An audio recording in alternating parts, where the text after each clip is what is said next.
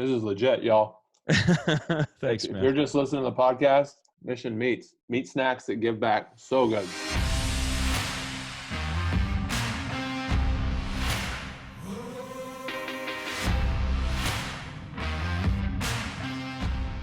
Hello, ladies and gentlemen, and welcome to the Live Your Mission show, brought to you by Mission Meats, where our guests share their most actionable advice so that you can live a more mission-centered life. I am your host, Peter Alwood, and today we are joined by Jeremy Courtney from the organization called Preemptive Love.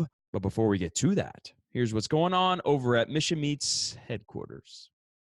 So one of the reasons I was excited to co-found Mission Meats with Nick is that I love building brand affinity and a connection, like a long-term connection with our clients, our customers. And so we just rolled out text messaging with us here at Mission Meats. A lot of times me chatting with you guys.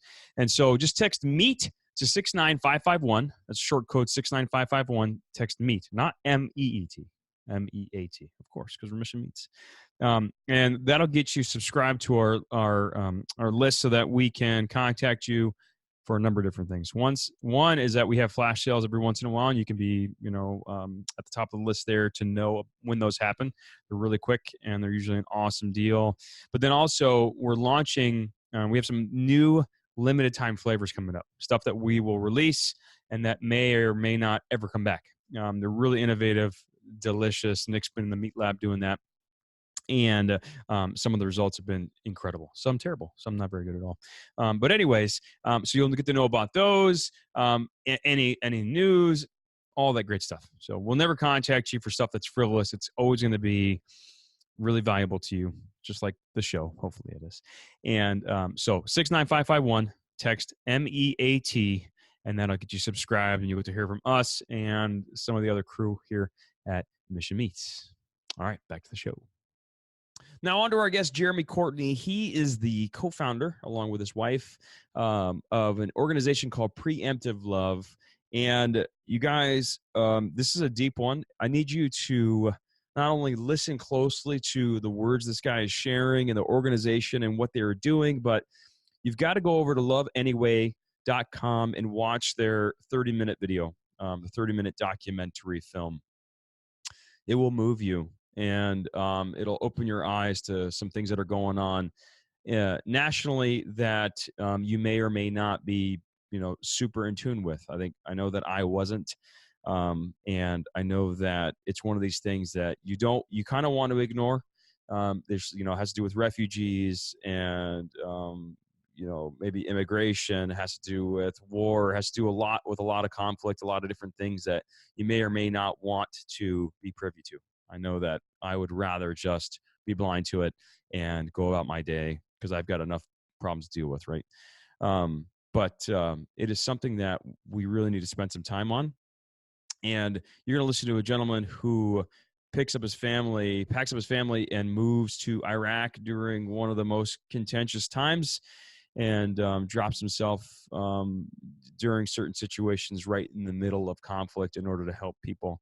And that 30-minute documentary film will move you, and it will help you to understand kind of where they're coming from, what they mean to love anyway, and how we as a society, both internationally but also in our backyard, can see other people as humans, can understand their perspective, even though that they believe and their truth is different than your truth. You can still love on them and help them and encourage them, and just things that really, from a very practical, standpoint, ways that you can change the way that you interact with other human beings. And you could go from that all the way to supporting this organization and helping them to continue doing what they're doing, which is truly incredible and insanely brave of them to do.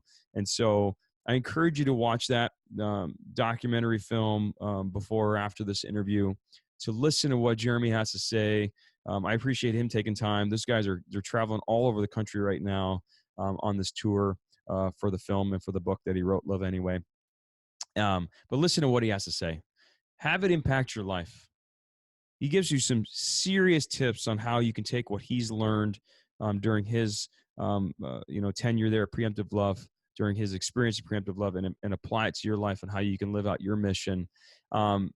And I truly appreciate him giving us the time. And so without any further ado, I present to you our interview with Jeremy Courtney.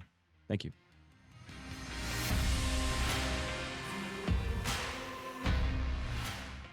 Jeremy, welcome to the show. Hey, man, thanks for having me. Hey, I appreciate it, man. I know that you are touring the U.S. and are super busy. So when you guys responded with a yes, I was really pretty dang excited. And I mean that. So I appreciate the time. And so we'll just jump right in. When someone asks you what you do, what do you say? And is it your current mission or is your mission something else? Yeah, honestly, it kind of depends on the context. Depends on, I don't have like a canned phrase. So since we got a little bit of time here to flesh it out, I'll say the longer version. I am CEO and founder of an organization called Preemptive Love, and we are working to end war. And to end war, we are trying to build the largest, most diverse community of peacemakers on the planet. I live in Iraq. I've been there 13 years, and out of Iraq, we get to show up on the front lines of violence and help people rebuild their lives in places like Iraq, Syria, Libya, Iran, Juarez, Mexico, and beyond. So, Yeah, preemptive love to end war. I love it, man. And it's a huge thing, right? I mean, so, listener right now is like, end war, dude, really? Like, how are you going to end war? Like, this is a huge thing. And then you're also thinking like, an American guy moves him and his family, which we'll find out, to Iraq. What's up with that? Like, that seems like there's so many really, really big things in those simple statements you just made, right? And all very honorable and amazing. And of course, we have got some history with you guys as well, so we know a little bit more. But you're working on some huge things, like massive things. And so, first, tell me a little bit about, and because I want to backtrack a little bit. You get up and you move to Iraq. What did that look like? And you're moving there in like not the greatest time, right? You're moving there when people are either going there because they're required to, because they're in the military, or they're not moving there at all, right? So paint the picture a little bit. Like, what was that like moving over there? Um, so, I mean, I'll say this: naivete gets a bad rap, but naivete is actually a great friend when you're trying to start something new. Mm-hmm. And so we moved naive. We moved believing the best. We moved without a ton of experience in the world, and sort of this what's the worst that could happen sort of mantra. Now, that's part of the story. The other part of the story is that um, in as much as we could understand it at the time, we pretty well figured that we would go into Iraq and not come out alive. Hmm. Um, so I think we somehow counted the worst case scenario and prepared ourselves for it, but we didn't live under the daily kind of tyranny of the worst case scenario. We lived more in the openness of naivete, and I think that ended up making all the difference. Yeah. So you move there. What's going through your mind? And then, this naivete, as you say, it wore off at some point. Like, what was the reality of living there? Like, what's that first year like? I'm Oh thinking like man. all these things. Like, I'm thinking language barrier. I'm thinking just, there's war happening. What's it look like? Yeah, yeah, all of it. I mean, my wife was one of the big champions of what's the worst that could happen, and it was sort of a bigger they are, harder they fall kind of situation because Mm, we fell hard and the sheen wore off quickly. Um, we landed. We probably had 3 hours of electricity a day mm, for years. There were ways to get more electricity. There were ways that locals knew that it just took us a long time to figure out and then fully get into the grid and the local community situation and upgrade. But for a long time, we lived with 3 hours from the national grid, which just was a whole new way of life, figuring out how to live without electricity in what is otherwise a modern home, modern city that was built for electricity. It's mm, not like we were living in the sticks, in a village that had never known electricity. Maybe that would have been easier. I don't know. But so the electricity was a big deal. Water came one time a week. and we had to figure out how to like grab as much water as possible and then dole it out and use it throughout the rest of the week. It's like showing up on a truck or something. What do you mean? Yeah, well, no, the like city or the neighborhood would turn it on from the massive reservoir pump station once a week, and Okay. you had to store it at your house. Got And it just took us a long time to figure out how to do that well. And yeah, just stuff like that. You're right. Language. We didn't have a car actually when we first moved, and the city, uh, doesn't have a great public transit system. So just learning how to navigate that. Um, we were not in a city that was full on at war, but we did have suicide bombings and assassination attempts and stuff on our street. Um, so it wasn't without its violence and it wasn't without its danger, but it did make it out unscathed, fairly unscathed from the full on invasion kind of aspects of being at war, and that I think that mattered as well. Yeah. Why this? Why are you guys working on this? In some ways we stumbled into it. In some ways I look back and there's a kind of inevitability to it. I think that I wouldn't have said this at the time. This is definitely my language from where I sit today. But from where I sit today, I believe that I was weaponized into the war on terror, the so-called air quotes war on terror. Mm-hmm. Um, After September 11th, 2001, I was primed and ready to go. I was materiel to be recruited and used in a nationalist sort of state propagandized state religion war on other countries and other religions and other ethnicities and other people. And as I started waking up to that reality, I felt a grave sense of complicity in what was going down in Iraq at that time. And as I was looking to turn over a new leaf, I just awakened out of kind of a whole worldview, and I was waking up into a new worldview. I I felt a sense of responsibility that we had to show up for our Iraqi neighbors, um, given the fact that I had pretty well cheered on their destruction.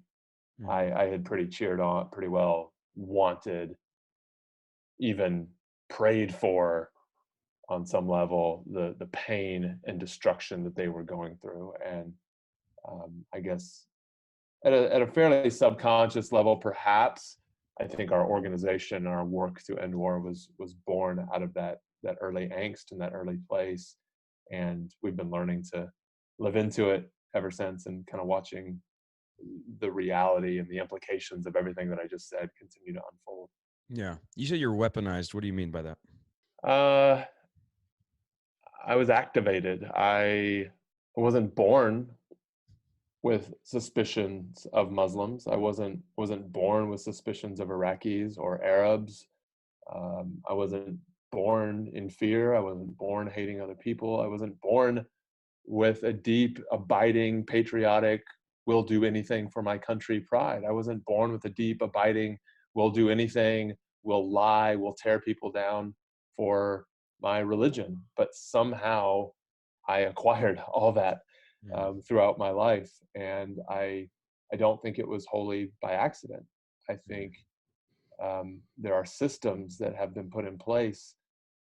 There are reporting mechanisms. There are storytelling things that have endured over generations that influenced me and influenced at least a generation of us, if not more, I believe, such that when the day came that our country experienced these horrible terror attacks, and they were terror and they were horrible, and there were Muslims involved, to be sure, on all Mm-hmm. those points. There were Arabs involved. Yes, Saddam Hussein was a terrible dictator who hurt people. Yes, all that's true.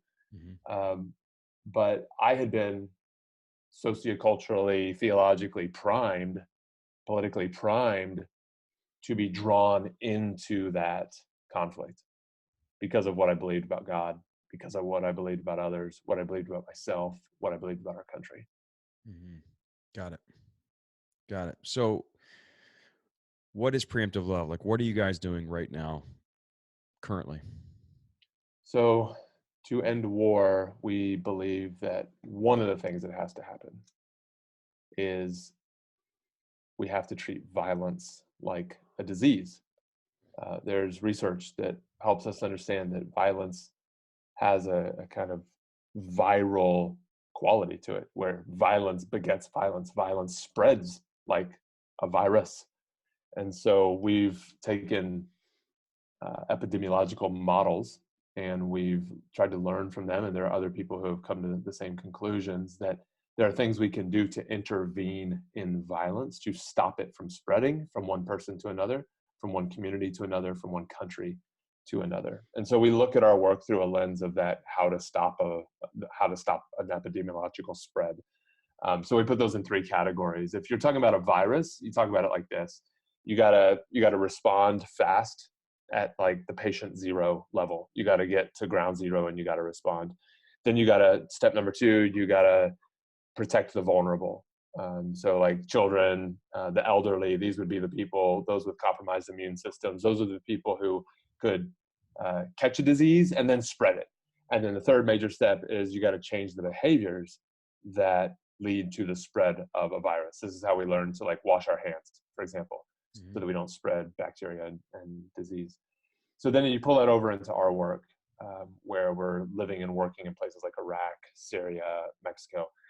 And we say it like this: we respond fast on the front lines with relief. So this is emergency care for people who are on the run from violence, because how we show up in those first moments of violence, when bombs are still falling and snipers are still sniping, that really sets the tone. It sets the sense for a community of who is against me and who is for me. Are those people out there, are they a threat or are they part of the solution? And so we really try to get into violent situations quickly, so that we can help people who are going through that understand, no, we are on your side. We're with you.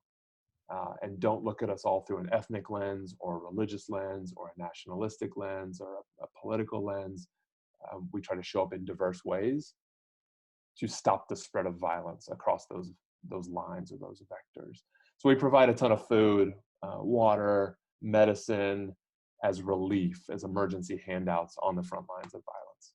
The second major thing we do is protect the vulnerable, and we do that mainly through a jobs program, because all the data shows us that communities that are economically stable and where young men have jobs, violence goes down significantly. And so we protect the vulnerable, children, elderly, yes, but also young men who can get short shrift in these situations. Young men can often be seen as the problem and not as any part of the solution. But a robust jobs program, a robust community development and economy is one of the surest ways to stop the spread of violence from one community to the next. So we do a lot of work providing jobs for people in the midst of and in the aftermath of conflict. And then to change the ideas that lead to violence, the ideas that lead to war, we do a lot of work bringing people together. We see that as kind of running through all of our work. We work in diverse ways so that it's not just a bunch of this group showing up to help that group, but we show up as a diverse community to help people in need. And we embody in our work that we can get along. We can live with diverse worldviews, diverse religions, diverse politics, and we can still aim together for a big, bold future that we can agree on. So relief, I said that long, but relief, jobs, and community, peacemaking work through it all. I love that, man. And I love the analogy of the virus, right? So tell me a little bit of how you guys are. I mean, so there's two sides of this, right? One is the hands and the feet, so to speak, like just boots on the ground that are doing the work, but then also the support side of this, business, if you want to call it that, right? Which it is, the business part of it, right? Which is getting people involved in order to help you guys do what you need to do. You guys are, just touring the States on the Love Anyway tour, which had a video along with the book that you guys have written, right? Tell me a little bit about that and how that has helped you guys open the eyes of folks that maybe were either blind to it or, they just felt like this is too big a problem, We just released a 30-minute campaign documentary called Love Anyway. And it covers some similar terrain to a book that I just released, which is also called Love Anyway. They're not the same, they are different, but wanted to lean into this theme and roll them up under a whole tour that we just did nationwide. So the Love Anyway tour just went from New York City all the way down to San Diego. Over the course of 2 months, we hit 40 different cities and stops, I believe, along the way, and met with thousands of people, raised a couple $100,000. Every single night, we would show this 30-minute documentary film and then launch into kind of a town hall, salon-style discussion. And some nights some of the events that we planned were really small, some of the events that we planned were really large. But no matter what, big, small, anywhere in the country, diverse cities, small homogenous neighborhoods, we found this common thread and this common story across America, from New York City through the South, through the Midwest, and all the way over to San Diego, that there's so many lessons and so many takeaways. But I'll say this: one, our nation there's still a lot of people out there who want to press in to pain, who want to press into the hard conversations, who want to do the work, who want to learn more about what we've been getting wrong all this time, and want to work together across ethnic, religious, political, cultural lines to be better and to improve. And so I'm walking away after a couple of months on the road, really heartened by who we've met and what we've learned. Another takeaway that I think is equally salient is that a lot of those same people don't know what to do next. They have the desire, they know what's right in their hearts, but a lot of us just don't feel like we have the diversity in our lives that we know in theory that we should have, that we would benefit from. And so Christians normally hang out with Christians, and white people hang out with white people, and Black people hang out with Black people, except at the office, where often they're thrust into majority white spaces. And the LGBTQ community is constantly surrounded by people who aren't in the LGBTQ community, but they often retreat back to their own because it provides a sense of safety and belonging and understanding during their free hours or their elective hours. And so I think one of the common threads throughout is particularly majority culture people who tend to have dominant positions of power, which in America means white, Christian. Those are two ways of looking at it, at least, are really saying, how do I diversify my life? We don't hear that as much from communities that are minority communities or marginalized communities. They live by definition with difference all around them. But if you're in a majority type of position in this society, a lot of the tour and a lot of the conversations became about white Christians trying to figure out, how do we get non-white Christian voices into our lives? And to the degree that we were able to bring diverse perspectives into the room every night, I think we saw a lot of light bulbs going on for people, going, wow, I didn't really know it was like that to live in your skin. I will do better now. I just needed to hear it from you. And so I think empathy is rising to the degree that we can really come together with the intention to learn from one another, with the intention to love anyway, with the intention to say, we are different, but I want to love anyway. Yeah. I watched the video recently for the first time, and to me, there were so many really strong points. I mean, very, very moving video.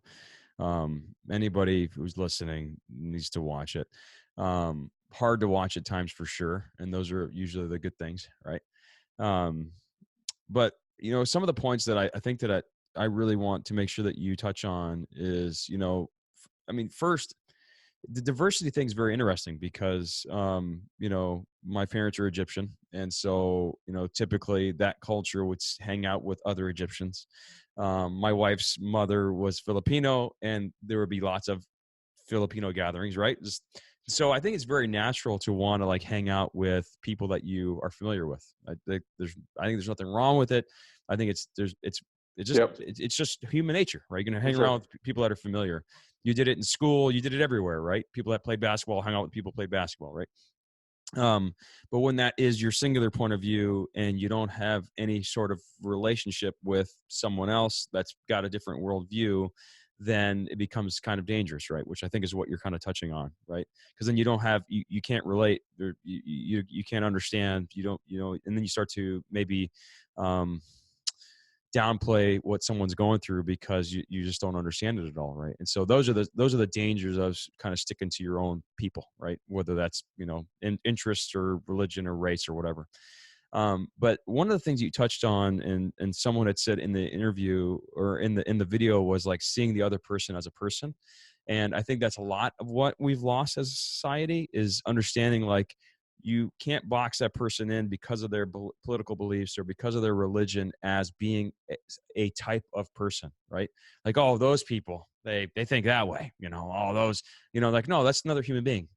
Don't forget, they're living and eating and breathing just like you are, right? They were birthed into this world just like you were, right? In a similar way, anyways.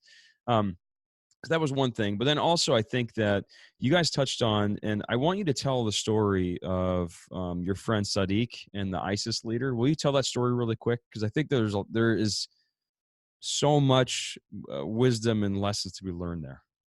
Yeah, so we had gained access during the battle to dislodge ISIS from the city of Fallujah. In the kind of waning days of that battle, we had gained access to this prison camp because as the city was liberated and people were streaming out of the city, people who had been living under ISIS occupation for a couple of years in some cases, one of the things that would happen is the military and the militias would round up all the men, and the women would largely be sent out into the desert to kind of fend for themselves, where we would meet them and provide humanitarian aid to the women and their children. But all their men were pretty much deemed out of the gate to be ISIS members, ISIS fighters. And it was just this, it was a safety protocol for reasons that I certainly understand, but a protocol that was ripe for maltreatment of civilians, that was ripe for torture, that was the very kind of protocol that runs the risk of perpetuating the cycle of violence for all the counter reasons to what I suggested earlier. That when the first people to show up on the front lines are the people who drop a dragnet over all the men and arrest you and throw you in a detention cell just because you're a Sunni Arab, that's going to perpetuate violence. And so so that was the protocol, that's the background, that's what's going on. We started hearing that these men were being held in inhumane conditions, that they weren't being fed properly, that they didn't have basic supplies and healthcare type stuff that they needed. And so I suggested that we gain access to this kind of open air ISIS prison camp sort of situation, and see what we could do to do an assessment and then help them if they needed, if they were really being mistreated and needed help. And so we gain access to this ISIS detention center and suspected ISIS detention center. And when our team gets in, our friend Sadiq notices a guy in the prison. And a lot of the guys were just in their normal civilian clothes, which, as best I understand it, means they hadn't been fully identified, they hadn't been prosecuted, they were basically deemed suspects, and they were working their way through the clearance system. But a couple of guys were up against the wall in yellow jumpsuits and handcuffs. And the way I understood their status was that they were all very recognizable ISIS members or people who had sworn allegiance to ISIS or whatever you want to call it. I don't claim to know a lot more than that, but they were well known and well recognized people who had already been deemed to be guilty before they'd even gone to a trial. I think they were essentially just being held as prisoners of war, not suspects. And Sadiq himself, my friend himself, recognized one of these guys as a kind of, he recognized him from one of these videos that had gone around. And he starts up to the guy and says, "You killed my friend, but I've come here to give you a drink of water." And the old guy starts crying. Sadiq's a lot younger than him, maybe half his age. And it's a summertime, maybe July, if I'm remembering correctly, 125-degree heat probably out in the Fallujah on bar sun. And old dude's been kept in some bad conditions, and he starts crying and he says, why are you doing this? Why are you doing this for me? Why are you showing me compassion? Why are you giving me water? And Sadiq says, because my Islam is not like your Islam. And one of our other guys stands up and gives this like rally cry to the whole prison yard of suspects and POWs essentially, and says, like, brothers, what have you done? Why have you betrayed us? He comes from their same Sunni Arab ethnic bloc, and he says, brothers, why have you betrayed us? Why have you gone down this road? Why have you chosen the dark side essentially? Come back, repent, give up this way of life.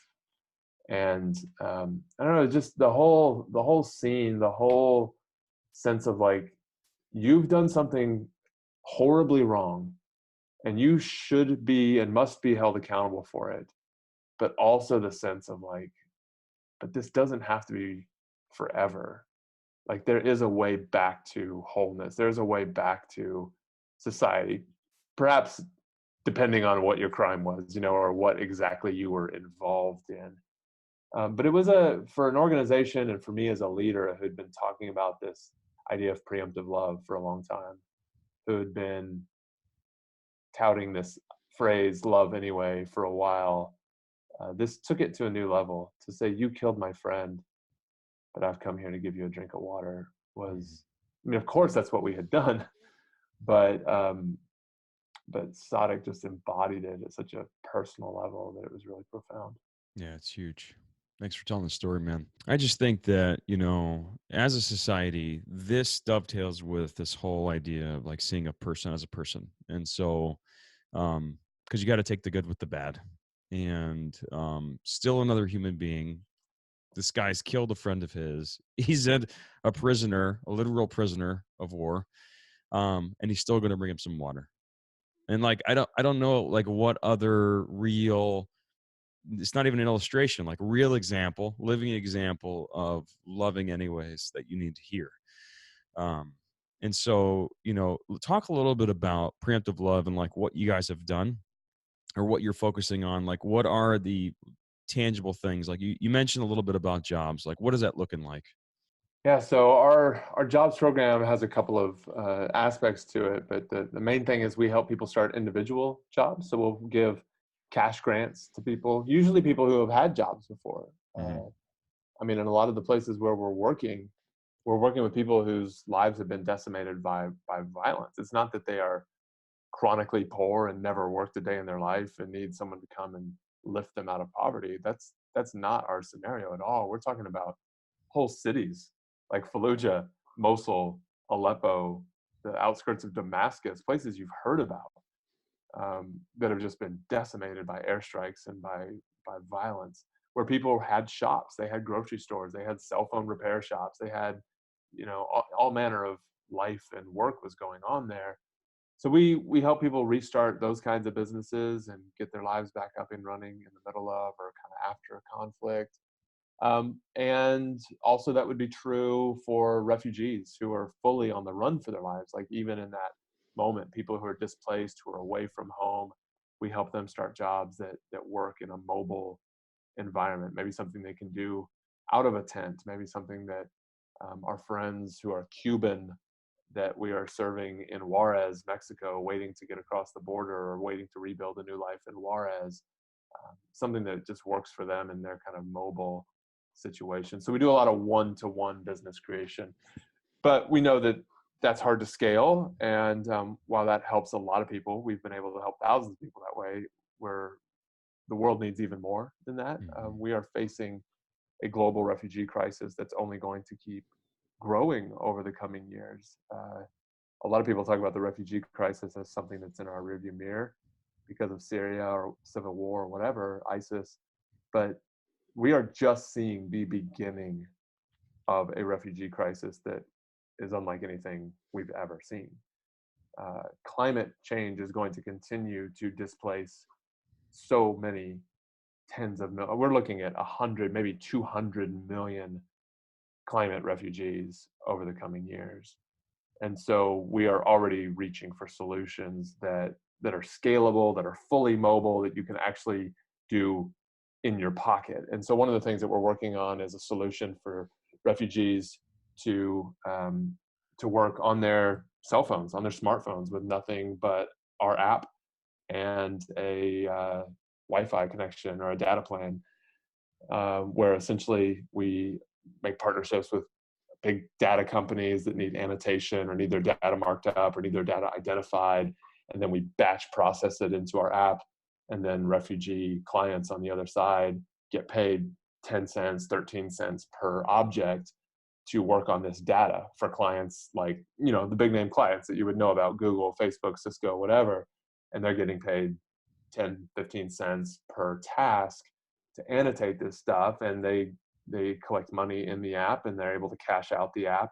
And if they get displaced again, if they need to move from one country to another, if they need to pull up their family because of more violence, they still got their job with them on their smartphone. And given the amount of data in the world, given the amount of data processing and artificial intelligence, machine learning, training kind of stuff going on, we see a massive opportunity there where we can continue to serve some of the world's tens of millions of refugees. It's huge, man. It's huge. I love what you guys are doing. So, I touched on this a little bit earlier, but it's interesting to me because I think that when you see refugee news or you see any of this type of news come across your news feed on social, your news reader, whatever, you see it and it's like, that's too big a problem. Like I can't affect that. Like there's nothing I can do to change it. And it's really far away and I don't know anything about these people. And so I'm going to keep scrolling, right? How do you combat that? Like, how does somebody who is not connected get connected? And how does someone who feels like they can't make a difference make a difference?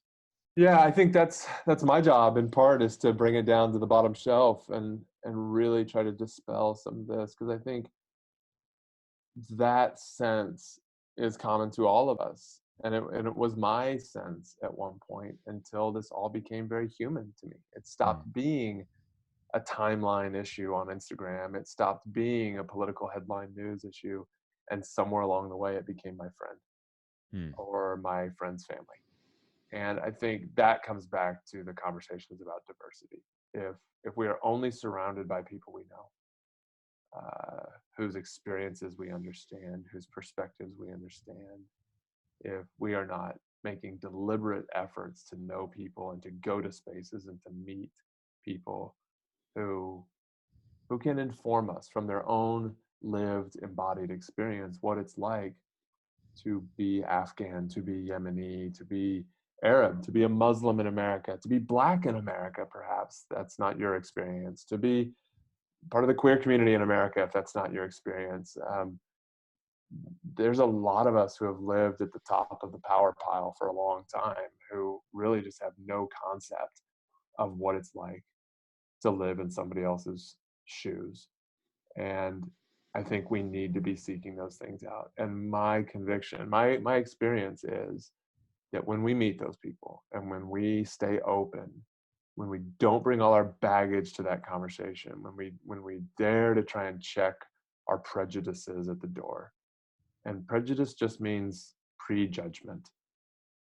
So if we can dare to just suspend our judgment for the duration of a conversation and let someone tell us what it's like to be them, and then believe them, believe them when they tell us what it's like to be them.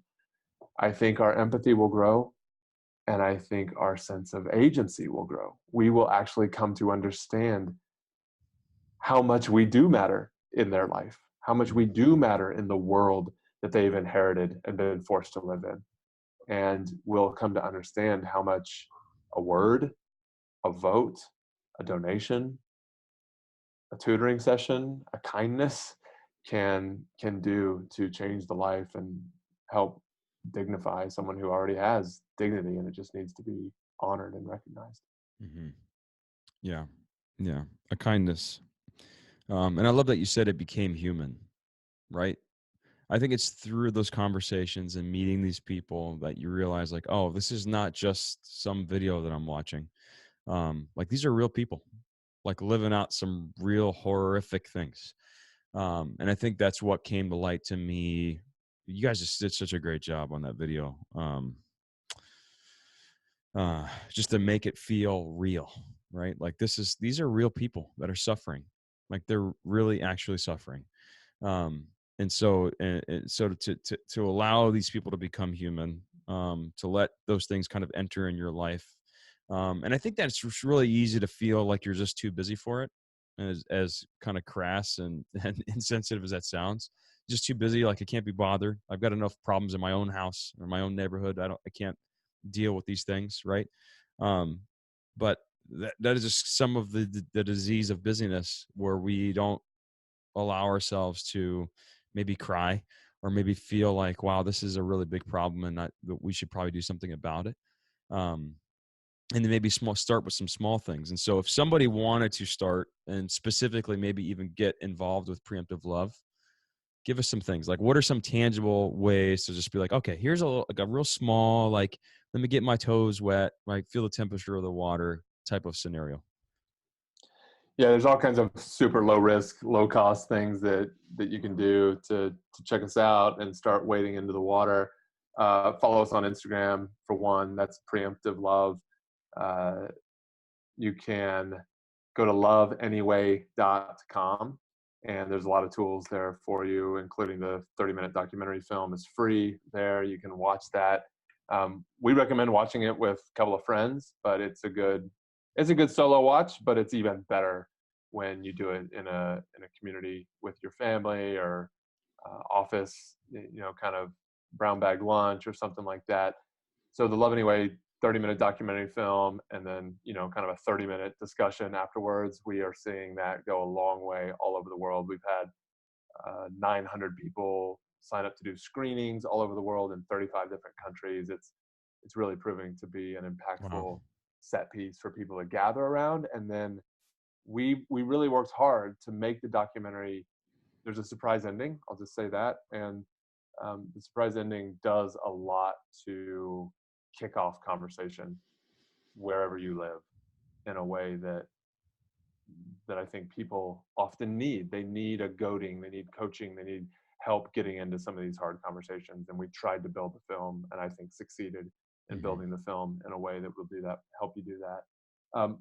My book, Love Anyway, is available wherever books are sold, Amazon. You can get it through the website, loveanyway.com as well.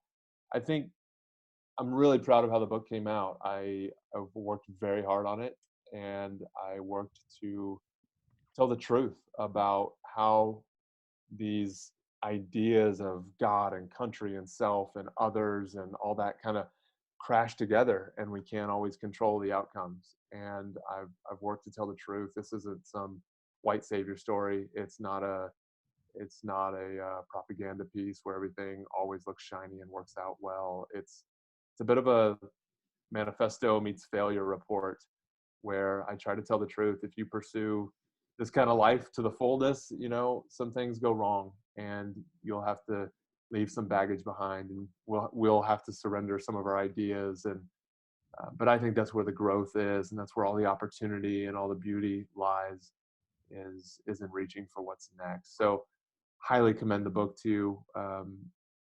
Love Anyway, available at Amazon or wherever books are sold.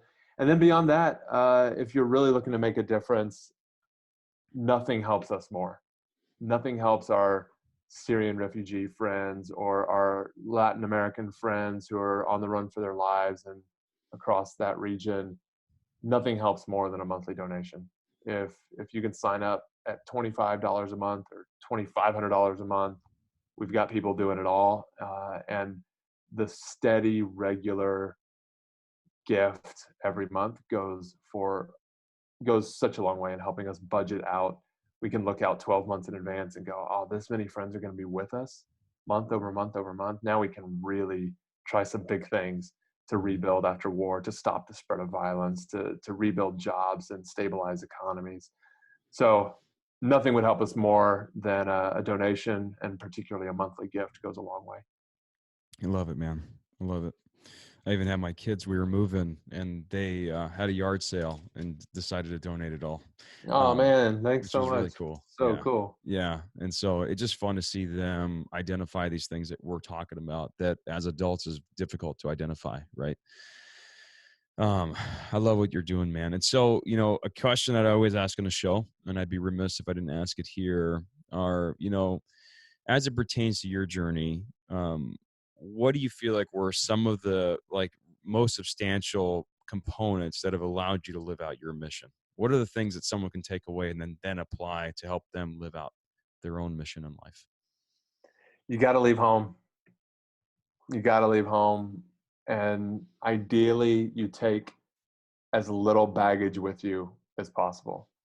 And whatever home means, that doesn't need to mean the United States like it did for me. That was just one way of leaving home. Even after I'd left the United States, there was still a lot of home that I'd insulated myself with. And the book explores that terrain of what does it look like to leave your physical home, and then what does it look like to leave some of your political home or your religious home or your cultural home. If we as people refuse to ever venture outside of those circles, there's only so much we can learn. There's only so much we can accomplish. But to whatever degree we're willing and able to explore other people's homes, and particularly if we can do it without dragging all of our baggage with us and stay open. I even sort of promote the idea of carrying an empty bag with you, an empty sack with you, so that other people can fill your bag up with their own ideas, their own experiences, their own insights and truth. Then I think by the time you come back home, you're going to bring a richness with you that you couldn't if you had insisted on taking all your own ideas, all your own convictions, all your own self-righteousness and truth with you every step of the way. So I know that's a little esoteric, but it is the overarching theme of all our growth and all this work is venture out and stay open. Yeah. I can say more, but I'll start there. No, I think it's great advice, man. And the thing is, I think the one thing I want to touch on is that you don't have to give up who you are in order to be open to other people. Yeah. And so you could still be you, and you could still have your beliefs. But I think that opening up your mind and being connected to other individuals that don't agree with you is insanely powerful. Because you realize that they have a reason for thinking the way that they think, and that those are their truth, and you have your truth. But the underlying truth is that we're all human, and we all have our own reasons for things, right? And that most people are inherently good.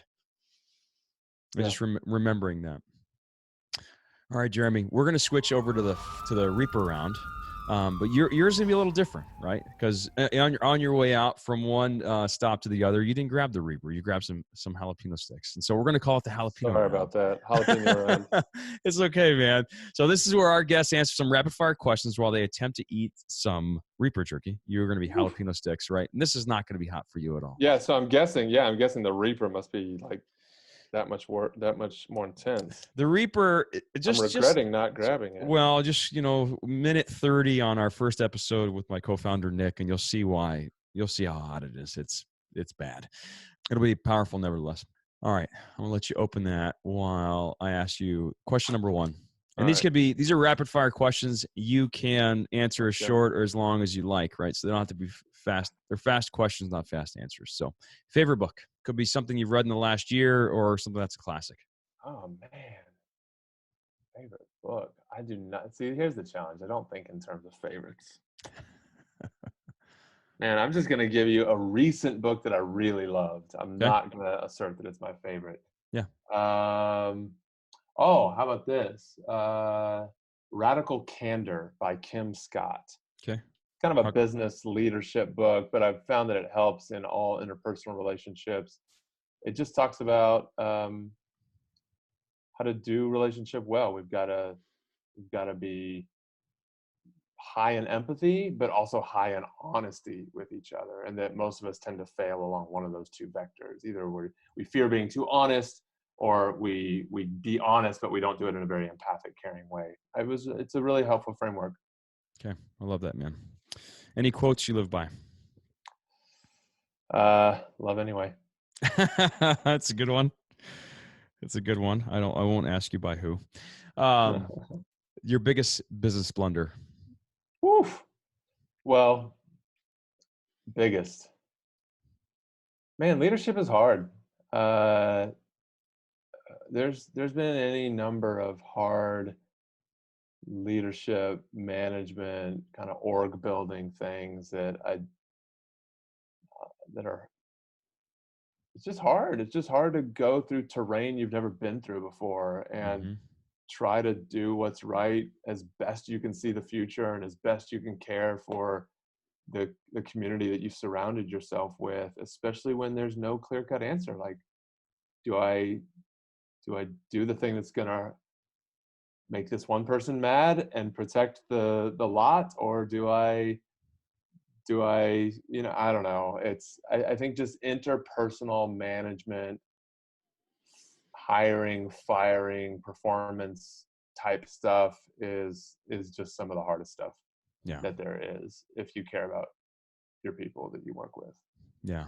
People always the hardest. I remember my mentor saying, he's like, if you can keep your head count as low as possible, do it. It's not that you Yes. don't want to hire people. He's just like, it's the hardest thing. It's so And, complicated. and it's one of those things though, if you get good at it, then that is going to be your secret weapon. That's how you're going to grow your organization, because you need good people. Yeah. Software can only get you so far. Automation is only going to get you so far. You Yeah. need great people. Am I supposed to be eating this every time I give you an answer? I can't remember. Yes, you can. Oh, sorry. Yeah. If it was the Reaper, I'd really be pushing you between bites. Hey, Yeah. this is legit, y'all. Thanks, If man. you're just listening to the podcast, Mission Meats, jalapeno stick, Yeah, beef stick, it's a good one. meat snacks that give back. So good. So good. Thank you, bro. Best under $100 purchase. And it could be something that's recent, it could be something that, comes to mind. You're like, dude, I can't leave the house without this thing. Man, you got some good ones. I like my white Stan Smith Adidas sneakers. They're like $59 or something. I'm a big fan. Why? Comfortable?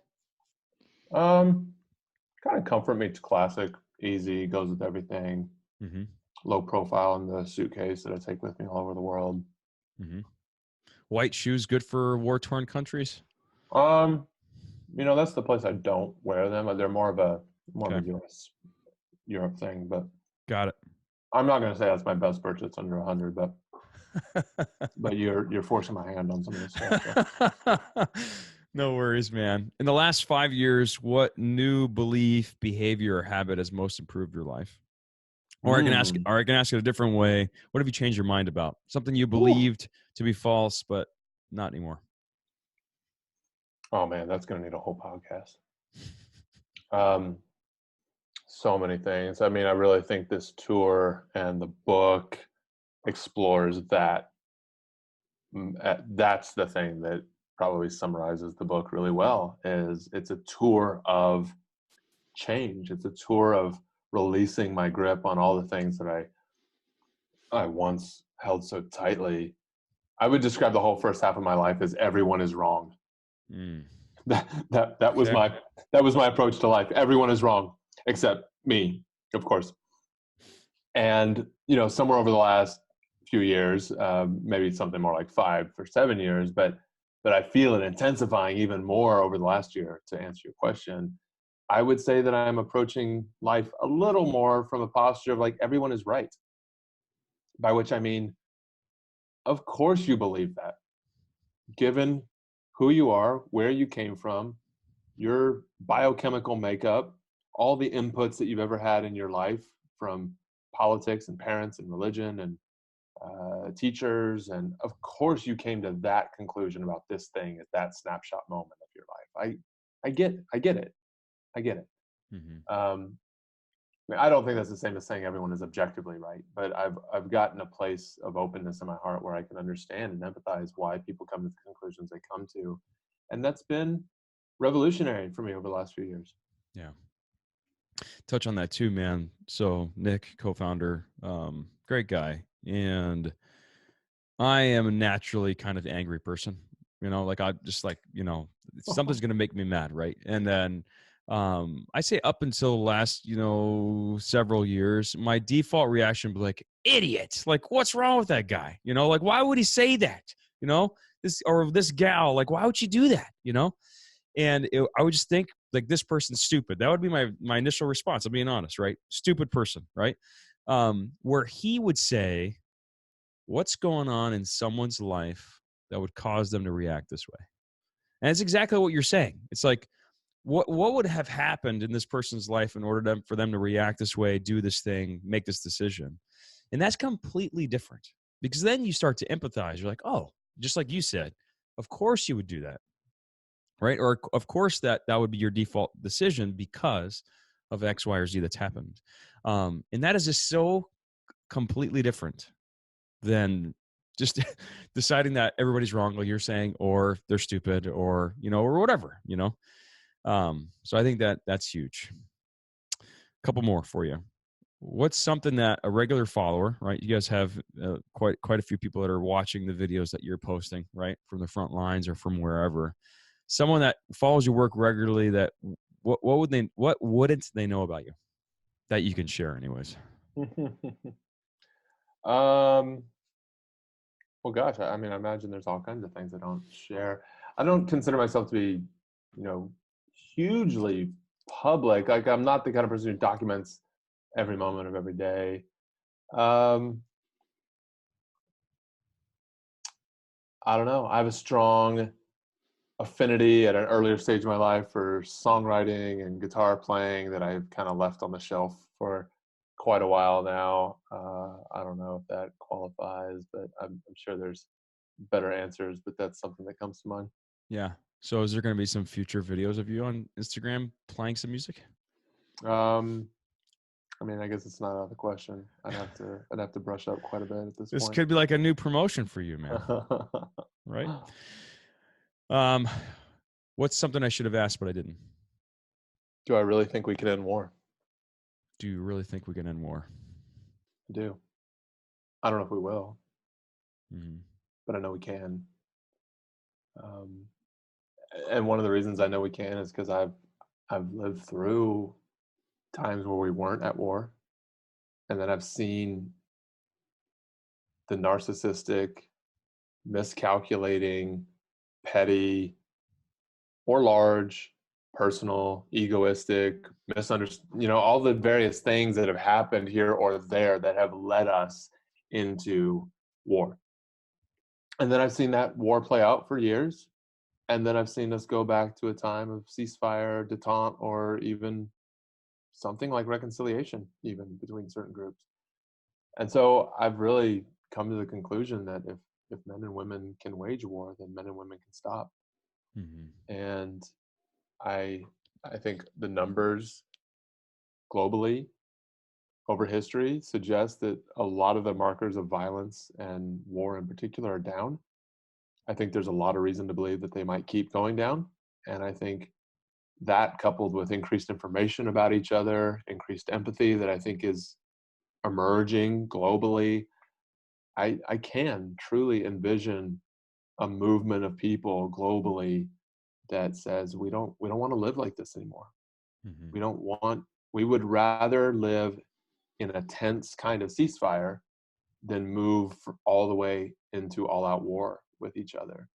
And tension between countries, like we have with the U.S. and China right now, that's far preferable to all-out war like we have inside Syria right now. And so I do think that with greater economic development, with greater empathy between each other across the world, by using the best of our connectivity like this, and through platforms like Facebook, if they're leveraged to their greatest good, I think that we can get to know each other better. We can understand each other better. We can understand where people are coming from. We can connect with each other, and we can raise up a whole generation that will treat each other differently. I love it, man.